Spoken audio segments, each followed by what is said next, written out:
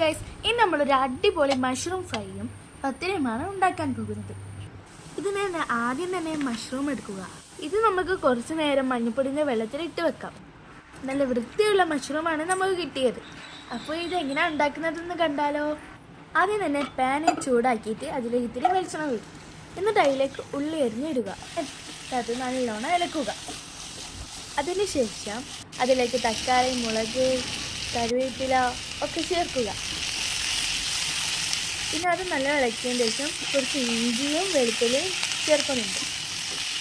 അങ്ങനെ നന്നായിട്ട് വഴന്ന് വരുമ്പോൾ മുളക് പൊടി ഇട്ട് കൊടുക്കാം, മഞ്ഞൾപ്പൊടി ഇട്ട് കൊടുക്കാം, മല്ലിപ്പൊടി ഇട്ട് കൊടുക്കാം. എന്നിട്ട് വീണ്ടും നന്നായിട്ട് ഇളക്കുക. പിന്നെ ഉപ്പും കൂടി ഇടണം, ആവശ്യത്തിന് ചേർക്കുക. അതിലേക്ക് നമ്മൾ കേക്ക് വൃത്തിയാക്കി വെച്ച മഷ്റൂം ചേർത്ത് കൊടുക്കുക. എന്നിട്ട് അത് നല്ലവണ്ണം ഇളക്കണം.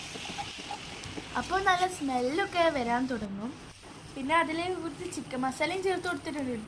പിന്നെ മഷ്റൂമിൽ വെള്ളം ഉണ്ടാവും, അതുകൊണ്ട് നമ്മൾ കുറച്ച് വെള്ളം ഇട്ട് കൊടുക്കുക. പിന്നെ അതിലേക്ക് കുരുമുളക് പൊടി ചേർത്ത് കൊടുക്കും. ടേസ്റ്റിന് വേണ്ടി കുറച്ച് കെച്ചപ്പ് ഒഴിച്ച് കൊടുക്കുന്നുണ്ട്. എന്നിട്ട് നല്ല ഇളക്കിയതിന് ശേഷം മല്ലിച്ചപ്പ് അരിഞ്ഞ് വെച്ചത് ചേർത്ത് കൊടുക്കുക. ടേസ്റ്റിന് വേണ്ടി കുറച്ച് പച്ച വെളിച്ചെണ്ണയും കൂടി നമുക്ക് ചേർത്ത് കൊടുക്കുക. ഇപ്പോഴത്തെ നമ്മൾ പത്തിരി ചുട്ടുകൊണ്ടിരിക്കുകയാണ്.